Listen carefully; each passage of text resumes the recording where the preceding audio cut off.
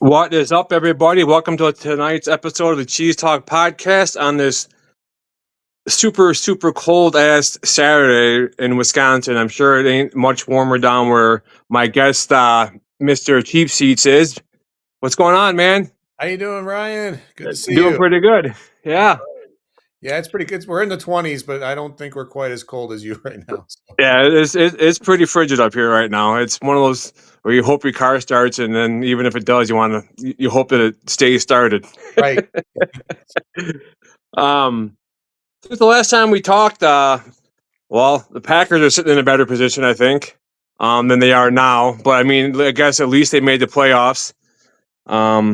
What are your thoughts so far on how the season has went for the Bears and for the Packers? As for the Bears, I think even on this show I said 10-7 was my so it's gone a little better than I expected. Um I think Caleb's progress in the Ben Johnson system has been a lot has gone a lot faster than I thought. Although Ben Johnson did say at the beginning of the year we're going to be playing our best football in December, and I think he's right. As far as a defense, that's been a patchwork that they've had to do all season long with all the injuries. I mean, at one point they were, their starting linebackers weren't even with the squad Right. at the beginning of the season. So that's been just, but they've been getting the turnovers. That's the big story on defense. So it's like you hope that can keep going. But yeah, overall, it's been as far as the Chicago it's been a fun year. Just we've had so many bad ones that the fun ones are even more fun, and that this year has been fun the way they're winning. And even last week's game against the Niners, I mean, I was disappointed, but at the end of the day, I was like, oh, that was a great game. It was great to be in a shootout. I hadn't seen the Bears be in a shootout since Mark Trestman was around, and I don't want him being around. So Is that when you had Smoke and Jay Cutler? oh yeah, Cutler. He could sling it, and he could sling it to the other team just as well as he could sling it to the Bears. As far as the Packers, I mean, they've been hit with the injury bug. It's with the big names, so I guess they're probably not where they want to be. Although they are getting that perennial seventh seed, which so, but I think they've just been hit by the injury bug, and it's just hasn't been as smooth of a patchwork as, say, the Bears have been on defense. Yeah, it's crazy. Like like the highs and the lows of the season for the Packers. Like we're all like stoked when we got Micah Parsons. Then he goes down, and then like the second he went down, the season was just like then Watson goes down. It's like, oh my God, here we go. And then even with Jordan Love going out, and you got some people saying that Malik Willis, they think he's better than Jordan Love just by the way he played, but it is. Whatever. I trust the Packers front office to put the right players in the right spot. Obviously, they've been doing the right things for the last how many years. I'm not gonna question what my team is doing in the front office because they're there for a reason, and it's just trying to limp on by and being as healthy as you possibly can when we get into the playoffs. It's just I think back, to like Aaron Rodgers needing the Pittsburgh to beat the Lions for the Packers to get into the playoffs. So that's helping them out.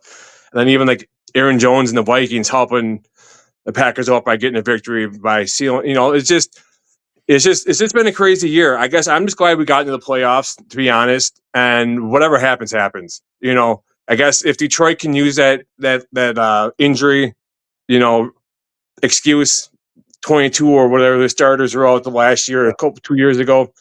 Hell, we can use it too, I guess, Right. So take it and run with it.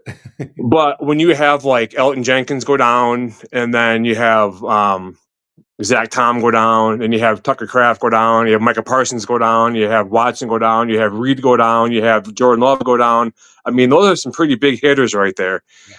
And I mean, I know they say next man up, but the next man up isn't always the next man you want up. Definitely right. So, I guess, like I said before, I'm just glad we're in the playoffs and we're, that perennial 7 seed. If it wasn't for the 7 seed the last 4 years, the Packers wouldn't have been in the playoffs. Whatever, it Yeah, is what it is. They're in the playoffs, right? that's right. That's right. What with the Bears' success? What has the buzz been around town with everything going on with the Bears? Oh, Chicago's been fantastic. I don't think there's a better city than Chicago when the Bears are winning. I mean, Chicago in December with because it's a great town to visit for the holidays anyway, and then you got the Bears. It, it's hard to describe. It's hard to describe unless you've been through it and you're an actual Bears fan and to actually enjoy it. Because I walk around town with Bears gear, and it's just you get people shouting at you from across the street, "Go Bears!" I mean, it's a great it's just a great vibe this year, and just it's been so long. So and Yeah, it really is a Bears town with all of the sports that are in it. This is a Bears town deep down. Michael Jordan owned it for a while, but this is just it's a Bears town, and it always will be. And you really feel it when they start to win. So if yeah, you're ever if in Chicago during the holidays and the Bears are winning, you would know what I mean. Might not yeah. like it, but you would know what I mean. I mean, I get it. I always say, like, I mean, like growing up rooting for the Badgers, rooting for the Bucks, rooting for the Brewers and the Packers. When I was younger, the Packers were like, I guess I wouldn't say underdogs, but they weren't the greatest, And then they had like the Favre years and the Rodgers years. So I I like root for the underdog unless it's the Bears. Right. But I know what you're saying though. I mean, I get it. It's you got Wisconsin and the Brewers, one of the smallest market teams in baseball, who seem to do good every year until they get to the playoffs and they choke. But yeah, it's good to see.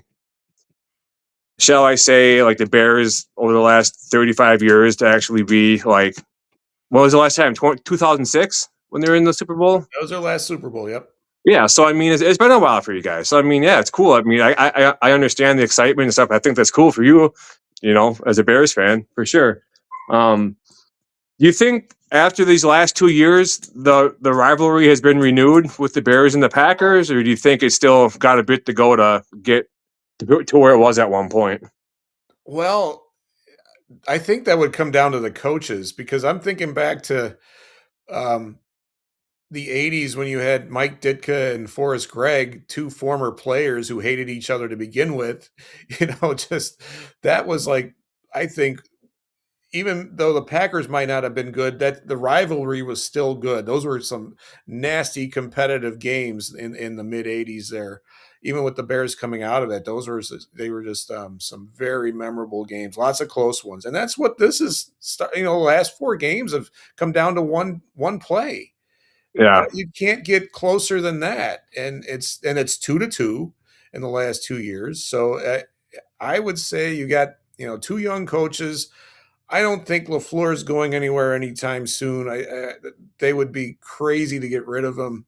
So I think for the foreseeable future, the rivalry's back, and it's like Bears fans understand it because they've been out of it so long, out of the rivalry. I don't necessarily know of Packers fans because Vikings have probably been more of a rival, just competitive rival over the last years than the Bears necessarily. Maybe they kind of forgot what it was really like, and the last couple of games now have awoken those memories in Packer fans, and I think it's going to be a good one the next few years. yeah, same here. And I mean, you mentioned like maybe the Vikings had been a better rivalry the last even goes back to when Favre played for the Vikings. Yeah. Just those couple of years or whatever. But I mean, the Bears against the Packers, it's been the Packers like 52-17, roughly the last 30 since Yeah. whatever year, since 95 or 92 or whatever it was. So I mean, yeah, I mean, rivalries are good. You just kind of hope your team comes out on top. For Yeah. me, it's the Packers. For you, it's the Bears. So it's fun seeing good football. Yeah, they've been two really good games this year too. So, My um, next question for you, though, I got a fan here saying the Bears' preferred pronouns are the Chicago Bears of Indiana. never gonna So happen. what what? Okay, so if that were to happen, what what would happen in Chicago? Like, what would the fan base do? Would they stick with them, or would they kind of be pissed off that they got relocated out of state?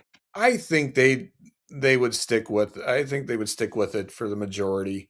You might have a few that tail off, but it would be disappointing at the beginning, but come, September when the home opener, it's going to be packed. So I don't think that's going to happen. I think they're going to end up in Arlington Heights. Whether or not I'm going to be alive for that at this point, I don't know, because Illinois state politics combined with Chicago politics doesn't isn't a good match. And then you've got just the Bears' history of financial, whatever they've done. The McCaskey family. It's not the greatest combination of folks getting together and trying to get something done. Yeah, it's crazy. And yeah, I was kind of looking into that too, and they're saying that George Hallis back in the day had a huge part. Not a huge. I mean, I don't know how big his role was, but like he said, Green Bay football needs to stay in Green Bay. It cannot leave Green Bay. So here we are. How many years later? We haven't moved. We haven't. We're one of the only teams potentially that hasn't moved locations. You know what I mean? And they're Yeah, publicly same funded, stadium. and everyone jokes about like the stock and everything, but look at how the Packers are doing. I mean, they're sitting pretty good financially, I think, and I don't think they're going anywhere anytime soon, if ever. No, I think the league would step in, and do something. It's not like Houston or Nashville or one of those places that have moved around. I think the league might do whatever they could to keep Green Bay in Green Bay.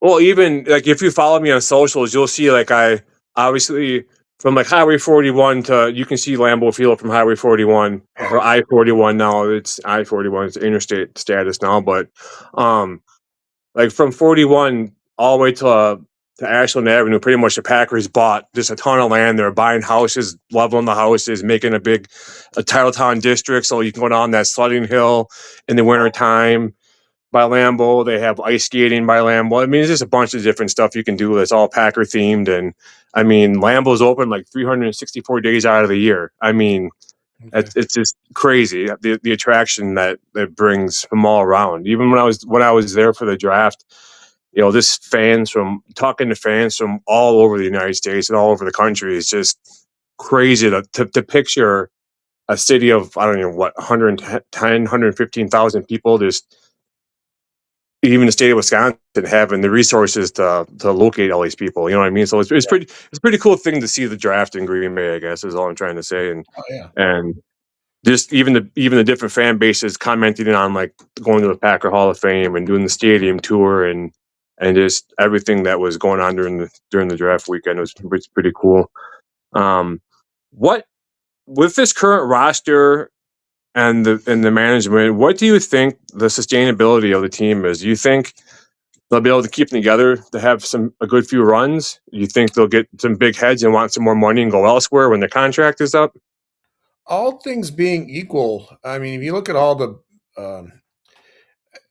guy on Bear Their Souls podcast I'm on Wednesday, Zim Raging Bear, Yep. he did a good breakdown of they're actually looking in the future in a good position to pay Caleb, to pay Roma Dunze, to pay Loveland. These guys on their offense. I don't have the know-how, but he just laid out that if they play their cards right, they could keep this young core that they've got. And I mean, you look at the first round draft choice of the last few years, you know, Darnell Wright, Loveland, Dunze, Caleb.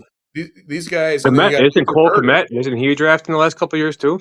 Cole Komet was not a Ryan Poles draft. He's been there. I think this is his seventh year. Yeah, but Um, he's still a pretty oh yeah, solid foundation. he's young. Yeah, he's not.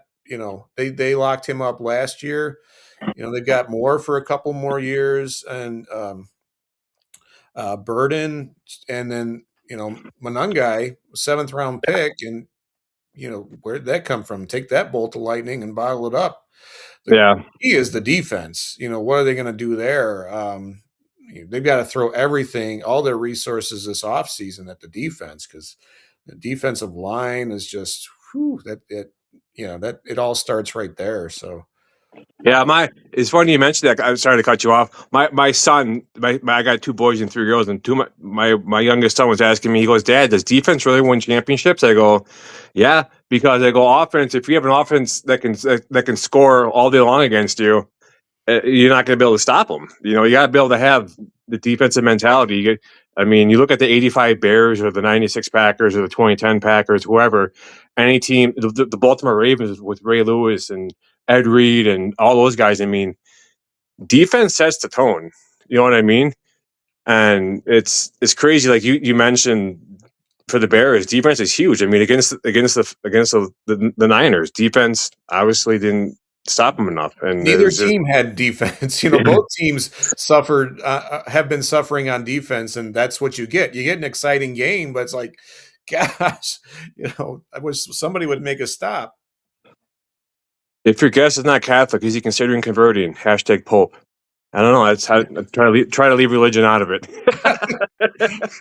I am not Catholic. If you follow me, you would know what denomination I am. So, I am Catholic. I have 5 kids. That's enough said right there. father was a But Lutheran yeah, minister, so yeah. But no, it's just crazy. You know, you think of like you guys have been pretty much riding the high all season long, right? And Mhm. we're riding the high, and then we got that damn tie against the Cowboys where it's like, man, like why does overtime have to end in a tie? It's Right. just it just ruins everything. But and then we got the injuries, and it's like, oh my god, here we go again. But I still think like we did good without Micah Parsons last year. We had a decent team without him last year. We had like a top 5, top 10 defense. So I mean, it's possible.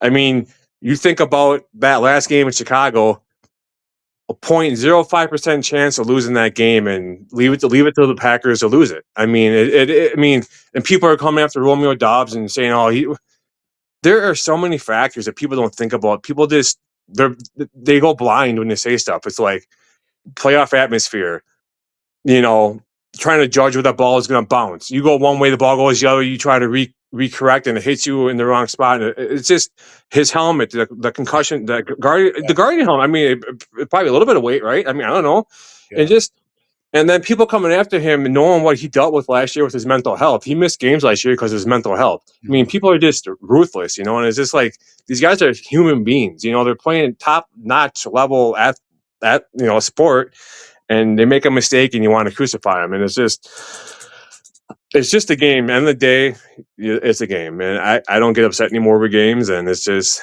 there's live to see another day, and Can I have my thought on the Dobbs play since you brought it up? yeah, I look back on it and his blocking let him down because it just seemed like there was no one there except 4 Bears ready to. I mean, Noah Sewell was right there waiting for him to touch that and just, level him. And I think yep. the human part of him just, he got the, what do they call it, crocodile hands or whatever, where he saw what was coming at him and it just, it didn't go the right way. But It's it like looked, you're going for a catch and you go to run upfield before you catch the ball and you drop it. yeah. You miss the catch. It's there's a lot of factors. Mhm. Hell, if I would have been Dobbs, I would turn and swatted that ball out of bounds.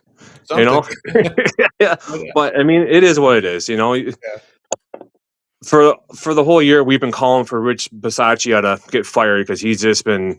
I mean, you think of even against the Cowboys, the blocked extra point that they returned for whatever against us, that just changed momentum big time, and we lost the game eventually. And there's been a couple other plays against the Browns, blocked field goal, that was huge. We would have won the game if we would have made that. So I mean, I think the Packers got to do some shaking up in the coaching staff, but will it happen? I have no idea. Yeah, Um, I don't think changing your head coach though is the answer.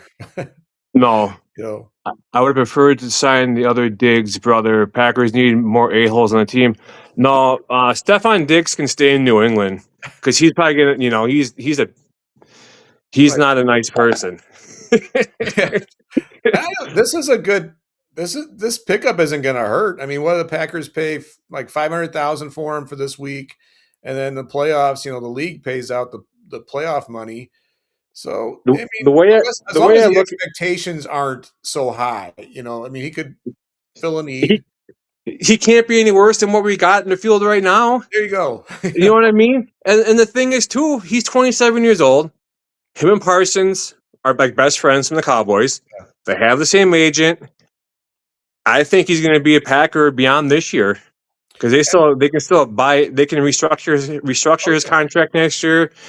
If Green Bay is what you need to be successful, I mean, you look at what happened to Charles Woodson. I mean, he was good in Oakland, but he was better in Green Bay. Mhm. Once you got to Green Bay, everything changed, and there's nothing to do in Green Bay. Whatever. Okay, fine, cool.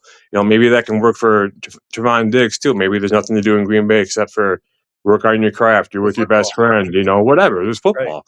You know, and I think it's good. It can't be any worse. And I mean, I always, my kids always ask about, and other people, it's like, when we have pressure on the quarterback, if we can get to the quarterback before the 3-second mark, Yep. our cornerbacks are all pro corners. Hmm. But if you let your cornerback chase a receiver around the field for 3+ seconds, it ain't going to work. I don't care who you have out there. Someone's going to get open. Yeah. You know what Yeah. I mean? So it's just, yeah, it's when we had Parsons, he was getting pressure when he wasn't getting hogtied. He was getting pressure on the quarterback, and Yeah. he's making a difference. He's making everybody better. Another thing that hurt the Packers was Rashawn Gary. The last 9 games, no sacks. Yeah. What are you paying a guy for if you ain't going to get sacks? I don't think the Packers are going to have Rashawn Gary next year. What's his contract? Is he up to resign or I think he had one more year. one more year? Look at what a change of location did for Eric Stokes.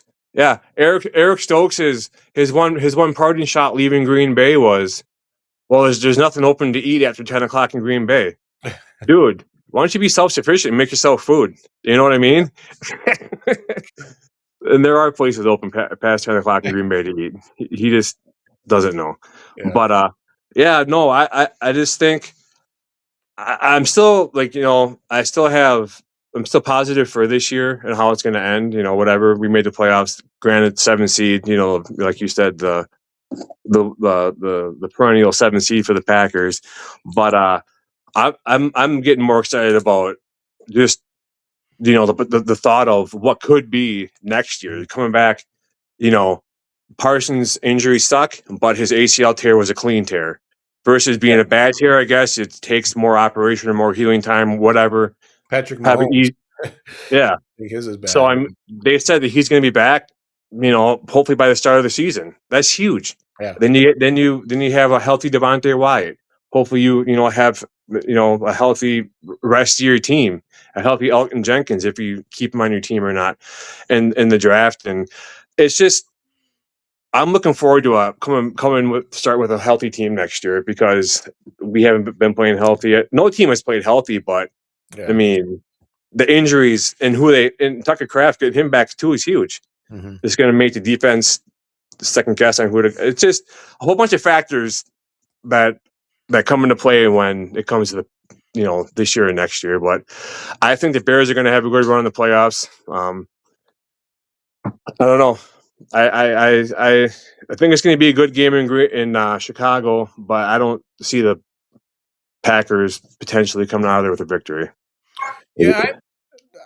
I got on the ultimate fan bandwagon with the Bears.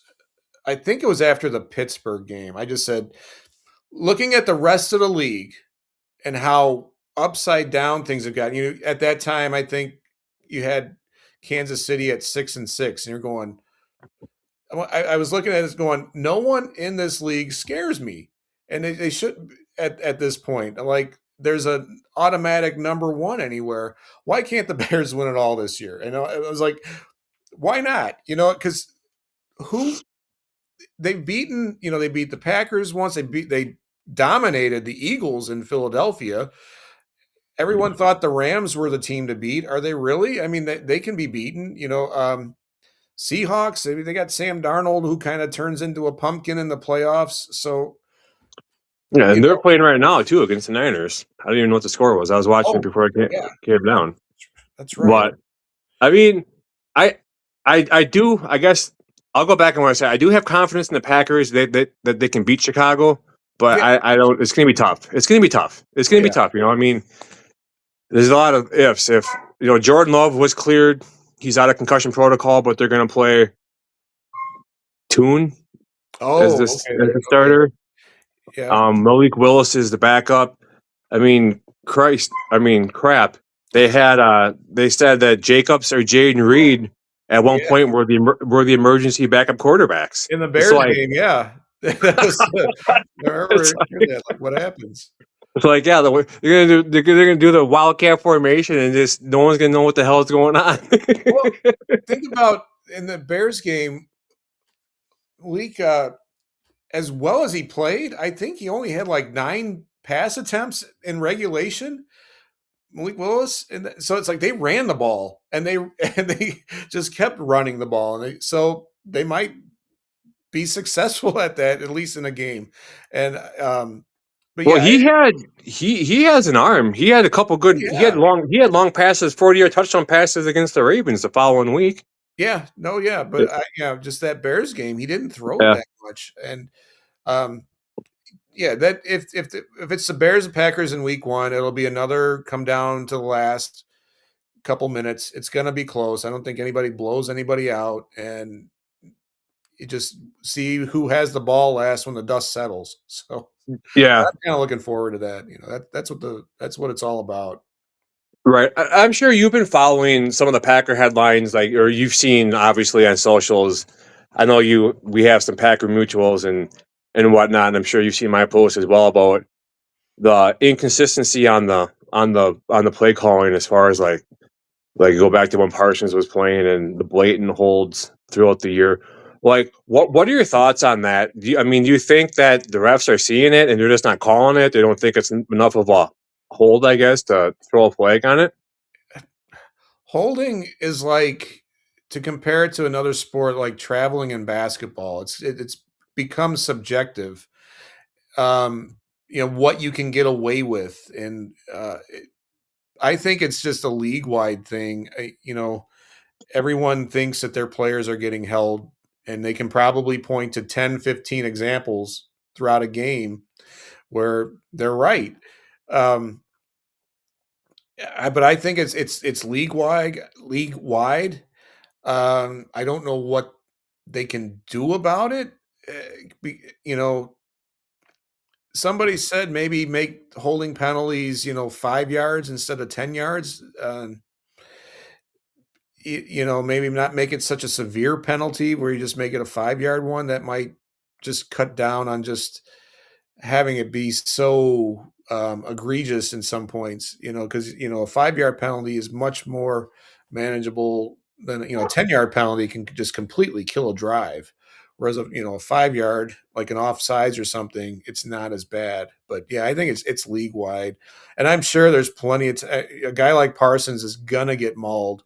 You're gonna have people on the other side just try to get away with as much as they can, and if they get a couple of holding penalties, so what? But yeah, I'm sure he's Yeah. probably getting mauled out there. There were some still shots where they had like he was like in the they had a guy like he was like in the V of his arm Oh, just from behind him is being held and he's sitting there with his arms up in the air yeah, and then there's like a picture from like behind the ref where the ref was looking directly at the hold and no flag was thrown. It's like, all right, here we go. He voiced his opinion on it early in the season and I think they probably got mad at that and then whatever. I yeah, view the referees as like probably at a different level. I as you know, I coach youth sports. I coach youth basketball, youth football. I think more in youth basketball, there are referees that like the attention of getting yelled at by the crowd. It just for some reason they just love it. You can just tell they thrive off of it. Like they yeah. want that attention. You I, know. I don't doubt that there's a human element to it, and there's some people's attitudes and just their makeup. You're probably exactly right, and I would not doubt that at all. My daughter's on the JV team here in town, and we travel to her games, and there was a game they played against Green Bay Notre Dame, which is a Catholic school, or parochial school, and um, the first half was pretty even. Second half, there was we had like 10 team fouls in the second half, and they had one. Oh And there was a god. dad from our side yelling at the ref as they were walking off. They only had one foul the whole second half. You think whatever? The ref turns to him, walking out the court, and goes, "Do you want to get kicked out of here?" It's like, dude, this shut up. Yeah. Jeez.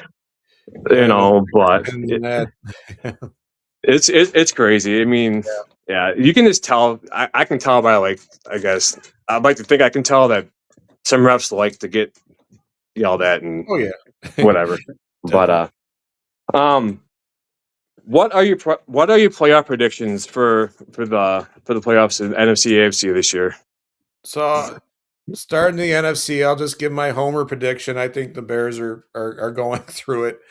I'm not sure how that'll look, but I think the Bears will get through it. Um, and I'm not coming off that. There's nothing anybody can say to make me waver until the clock says 0 and a loss. I'm just going to keep saying that. The AFC is just it's really confusing because it's like, do you want to say Buffalo? Everyone wanted to say Buffalo all year, but they don't look like they're ready to do it. Um, the Denver Broncos, they remind me of the 2018 Bears, where they just had such a good defense, and as long as their quarterback doesn't make mistakes, they'll be all right. I mean, Bo Nix, he's not lighting it up, but he's doing well. So they they might be all right, but if somebody gets out to a big lead on them quick, I don't know what how they could respond coming back on a team. That's always an interesting thing. And who else? In New England's got some personnel problems right now with Diggs and who is the lineman? They've got somebody else that's got some. Yeah, Yeah. So who knows what's going on in that locker room right now? But Drake May has been looking like the next coming of Tom Brady up there, and so I don't. I would say if I were to pick one, I would say it's Denver coming out of the AFC, just because we're talking about defense and they seem to have the best one. So I'll say Bears and Broncos in the Super Bowl. yeah. I'm gonna do this. I'm gonna kind of be the same as you. I'm gonna go Homer and go. Why wouldn't I say Green Bay? Right. You know, Yeah. then that way, if it happens, I can say I told you so, right? Right. And I'm gonna go with Green Bay and the Bills. I like Okay. Buffalo. Um, Besides the Packers, I think it's well known that I like the Bills. I mean, I'm not like a diehard Bills fan, but I like to cheer for him. I like the way Josh Allen plays. I like hard hitting defense. I like all that stuff that Yeah. comes with the game. It's just been a crazy year. Like you said, Mahomes going down. I think the Chiefs, they're running us over as a dynasty. Could Whatever be. it was. I think the referees have found a new team to latch on to. Whatever team it is, I'm not sure yet. Maybe it's the Broncos. Maybe it's the Patriots. But yeah, I just think that the AFC, you never know. Even the Chargers. The Chargers are Yeah. a good team too. They're not It's bad. just when they're playing top notch, they're playing top notch. And Herbert's a good, or whatever, Abear, whatever you want to pronounce his name, Justin Herbert. He's a he's a good quarterback too. He's big. He has an arm. He can run. He takes hits. Houston's So playing well. Houston's got that defense going down there. The Texans, I mean, they could make a run. any given Sunday, Yeah, really. it So is. it's crazy. Yeah. It's not like, when we were growing up and you always had Dallas, San Francisco, Pittsburgh, Buffalo, all these teams lining up. It's not like Yeah. that anymore. Yeah. I remember watching. Our Achilles heel was always the Niners. Right. I remember watching my brother's indoor soccer games, watching the playoff games like the Packers against the Niners or or we'd always have to go to Dallas during the regular season. It's just like, why do we always have to go to Dallas? Why? Like Green Bay's always, no matter what, we're going to Dallas. We're going to Dallas. We're going to Dallas. It's like, but whatever. Just want to give a little shout out to you. I've been drinking. Wait, here we go. Hey, all Me. right. That's what I like to see. I've always liked RC, but I was actually the local Piggly Wiggly that I shop at. They had like a promotion, like buy 2 12-packs, get 3 free. So Oh yeah, I we had it at the Jewels. Yep, we had buy two get three free. Yeah, the they al- Christmas and special. they always I used to deliver for Green Bay 7 Up, and we handled RC. And I've realized recently they've been, instead of doing a lot of the diets, they just go straight to the zero sugars, because Yeah. I'm type 2, so I like to get the zero sugars. Okay. So yeah, I finally found a zero sugar RC 12-pack in cans, and I like it. So it's Good. nice. Okay. But that side story. But yeah, I people don't know that you do food reviews in the Chicagoland area. Mhm. Like what's your radius? Is it like from? Does it? I mean, how far will you travel for a review? Um. So generally, it's anywhere like Chicagoland. Um. I've gone as far north as, let's see, Elgin when I did the Bennigan's, the Monte Cristo sandwich. That's way north of me. It was over an hour drive. Did that. But yeah, anywhere in the city, surrounding suburbs, that's typically where I go. I was on a road trip back in November. I drove back down to Arkansas for a wedding, and I stopped at a place in Little Rock and did a review there. So if I'm on the road and there's some places, yeah, I'll check that out too. I haven't made any plans just to do a review somewhere out on the road, but I do some road trips. I drive to Detroit a couple times a year, Cleveland area. So yeah, it, wherever the spirit moves me to get the camera going, that's what it is. That's awesome. Yeah.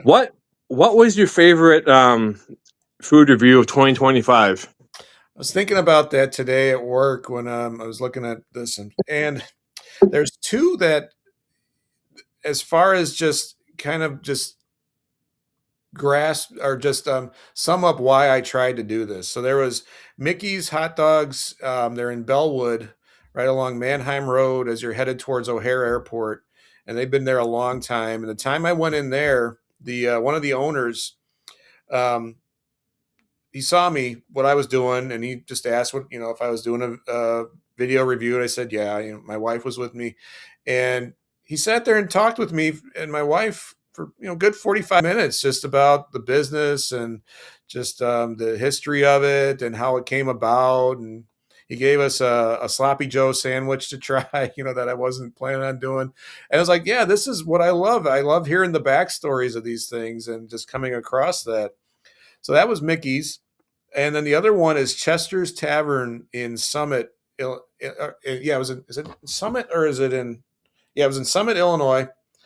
It's a southwest suburb, and they've been serving pizza there for 100 years, like since 1930. For a long time. Um, and they have the same oven that they've had this whole time. So I was talking to the bartender there on a Monday night, and we were just chatting, and they took me back to the kitchen and saw the oven there, and like, yeah, this is what it's about. Just hearing these things about these stories about people who've been around forever doing these little, making pizzas in these little hole in the wall places that you wouldn't think, it's something that you just drive by and go, well, that doesn't look like much. There's history there. And that's what I like. I like finding out the stories about these. And it's something I'd like to, as I do this more, maybe this year, do more of just trying to get the background stories of places. Yeah, there's a place where I'm from, just south of Madison, Wisconsin, called Maria's Pizza, and ask anybody in that town, and that is like if you like now I live 2.5 hours away up in the Green Bay area, but whenever I go back home, um, like my mom she'll order like I don't know, like 3 or 4 or 5 pizzas, and like take them home with the kids for the family, whatever. It's There you like, go. Yeah. but I mean, they have the old ovens, and it closed down for a while because the owner had health problems. And then he opened it back up and he sold it. But even since he sold the restaurant, it still tastes the same. And it's just I'd pick there. I'd drive 5 hours round trip to get that pizza. I bet you You know, would, I yeah, that that's it's that good. mhm. So I mean, yeah, I get what you're saying. There's even a place here in De Pere called the Nicolay Restaurant. It's an old train depot. There's a restaurant now, and there's you have to like walk across the train tracks in the parking lot to get into the restaurant, and you'll be sitting there, and all of a sudden, the whole place starts to shake because there's a train's going by. It's pretty, 10 feet, Well, not even 10 feet from your window. There's the train going by you. So it's pretty cool. But yeah, I think it's cool what you do. You go around and you let people who are maybe wondering, what the history of this place was, or what kind of food, or what do people think of their food. I think it's cool how you go around and and do these reviews, and you help people out maybe yeah, by never know. I know I think it's cool. If I live closer, I'd probably be about 800 pounds, but you know it's Gotta go probably for a the good walks thing with I'm up me. here. You gotta go for my 6-mile walks with me. Oh, no, I don't know about that, but um, talk a little bit about your show, Bear the Souls. I know I've tuned into a few of those episodes. I know I know in my last episode, I with Janet, I gave a shout out to you, and I know like I'll chime in when you guys are in your show every once in a while and say, hey, what's up, and what, explain that and talk about like when it is and kind of like what you guys go over. Yeah, so it's with Barroom Network, which is run by Aldo Yandia. He's been doing that for Barroom Network for over 10 years, I think now. Does a really good job of leading the show and putting these things together. I mean, I don't know if you've seen some of his videos that he puts out there. Um, and yeah, it's Bare Their Souls. It's Wednesdays at 8:30, and we start with Daniken from Three Kings of the Midway, which I'm sure you've probably seen those guys run around. He's got a podcast with those guys, and and Tooch. He's a grew up in Chicago, puts together some good stuff, and and Zim, he puts together those music videos. And then I come on about 10 o'clock, and we go over my most recent video, usually if I've got something. It's a lot of fun, and um, we just kind of get together, and it's like it's what it is. Bare their souls. We let the emotion come out, the fan in us, talk about the game, and when they lose, it's kind of like a therapy session, and but there hasn't been as much of that this year as in years past, so it's been a lot of fun. I've been with them since August now for the and I had been a guest on the show before, but yeah, Aldo runs a great ship there. Barroom Network has a number of shows. If you go to the YouTube channel, there's a number of shows on there. And Aldo's cousin has a great restaurant in Chicago, Papa's Cache, with the Hebrito sandwiches. It's a Puerto Rican food. It's delicious. I've reviewed it. So you can check that out on my YouTube channel. And but yeah, it's been a lot of fun. Yeah, I was gonna go back on. I was just thinking of what we talked about so far, and you mentioned that you don't think you see the floor going anywhere soon. I don't see him going anywhere either. I mean, people who want him gone, I don't think they get it because They I haven't mean, had bad coaches, and you know, okay. I've said numerous times like when he calls a bad game, people want him gone. They want him. They want his play calling abilities gone. But when he's calling a great game, we all love him. You know what I Right. mean? So I'll take the good with the bad. We've had more good than bad, so I can't see him going anywhere. They'd be dumb to let him go. They'd be Yeah. stupid. It seems like he has a good relationship with the front office too, and that's really where it's at. And yeah, why I don't think the losses have necessarily come down to his play calling. I mean, I, I don't want to sit here and make this a Jordan Love bashing, but like if you look at the Cleveland game, there was some questionable passing in there, even the Dallas game. So I think, you know, uh, I don't think it's on LaFleur. Right. And And to kind of back up Jordan Love on that, on what you said, yeah, he had a bad game against Cleveland, but when it came down to crunch time, he drove the team down, got them in field goal range to win the game, and the field goal got blocked. So, Yeah, yeah, and he made that bad cross body throw across the field, mhm, got picked off, whatever. I yeah, think he threw an interception too, whatever. But he had the team in position to win yeah, against the Cowboys. He had a major hand in scoring 40 points that game. yeah, He didn't have anything to do with the defense giving up 40 points. yeah, So I mean, he I think for the most part, if he stays up on his feet and he's not getting hurried, I think he's making really good passes. He's looking really good. I think he gets under pressure and makes some dumb throws, and that's bound to happen, you know. under pressure, But yeah. But it's like, but as a Bears fan, it's so aggravating because it's like it seems like every time you see him drop back and he throws the ball, when it gets to the screen where the receiver, there's no one around the receiver. It's like, right, so there's got to be some scheming involved in that as well, which I get back to Lafleur.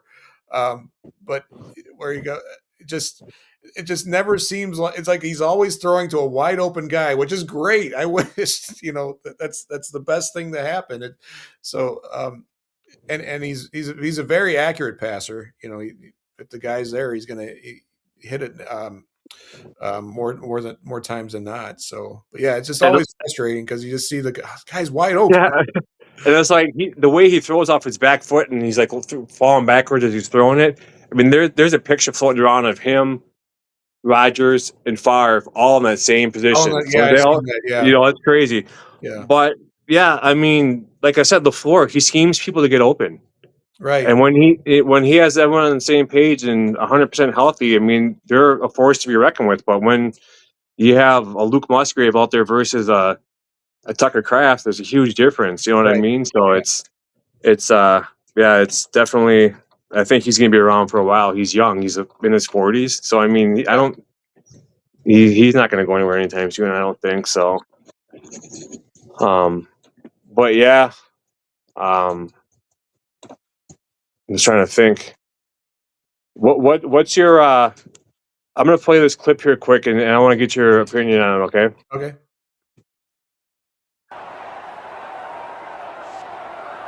There's the handshake, and Matt LaFleur's Packers.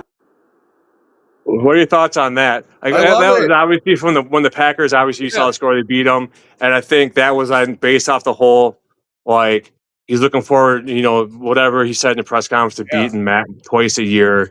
Matt said he didn't take it personal. He's like, I don't even know the guy, but I think deep down he did take it personal. So I think Yeah. that kind of reflected on the handshake there. I think like what you mentioned before, like back in the '80s with the two Packers and the Bears coaches not liking each other. I think it probably isn't to that point. Like, I don't know if it ever will be, but I mean, it had glimpses of it. It had a small glimpse of it, like kind of like pat in the back and get going. The second handshake 2 weeks later wasn't much different. Yeah, It was just Johnson who had a little more bounce in his step than LaFleur on that one. But yeah, I love it. I love it. We're in a different age, a much, I think, more civilized age than Mike Ditka and Forrest Gregg were back then. So I don't yeah, think it's going to be much. But yeah, I love it. I love just the gamesmanship and just the touchiness of the whole thing. It's great. yeah. It's fun to have a good game that's competitive instead of Yeah. having blowouts and whatnot. One thing that I think is awesome is the Detroit downfall of Oh, Ben Johnson. I mean, if there's not more of a thing called karma that came back and beat him this year, I mean, you look at even against the Packers.